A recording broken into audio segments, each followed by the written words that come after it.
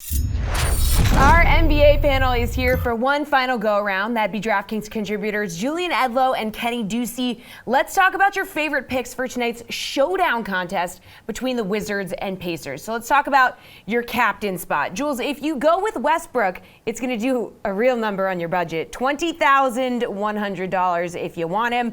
Because he's so expensive, are you looking at like Sabonis or Beal, just looking somewhere else?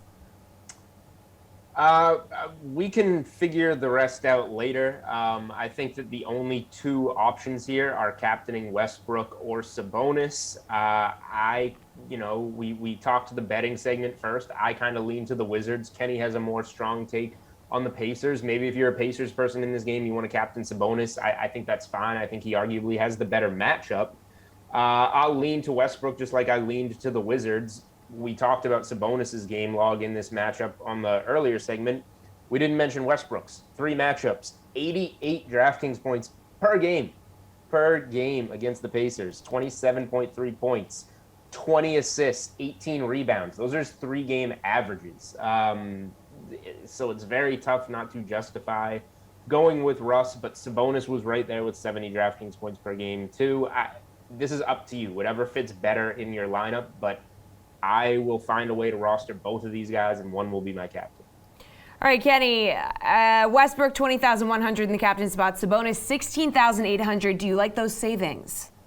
I do like the savings on Sabonis here. I am either going to go with Sabonis at 16.K in my captain spot or O'Shea Brissett at 11.1K, which is like cheaper than Sabonis and Westbrook if you just have them in the flex.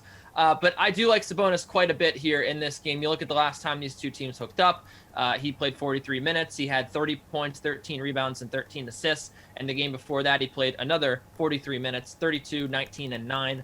He has been a monster the last 2 times that these teams have played. And that's no coincidence because the front court here for Washington really not very strong. They are 19th in rebounding rate for the season. They have been shredded on the glass and down low by some talented bigs and Sabonis. Yet another one here. I think he steps up in a big game just like he did against Charlotte and just posts a monster stat line. I think that the Pacers here should be scoring a lot of points and arguably right now have the hotter offense of the two. So, yeah, I think that in a game where you're going to see a lot of points, you want to pay up here and get the guy who might, lead the way in points and rebounds. He didn't lead the way in points against Charlotte, and he might not here, but I think he'll lead the way in fantasy points at least for both sides. I think that he could be the top performer. So I do like getting him in my captain spot at a price that's not too difficult to pay. Yeah, Kenny, you'll still need some value, so where are you looking for that? Yeah, so I kind of touched on it, and I like Daniel Gafford at $4,400. I know that the Wizards here don't have a good matchup with the Pacers in terms of the glass, but Daniel Gafford by far was the most effective center that the Wizards played against the Celtics. So I think that Daniel Gafford's going to get more than 21 minutes. He did have 4 fouls in that game, and I think that that's what drove down his minutes. He had 4 fouls the game before that, and he only played 16.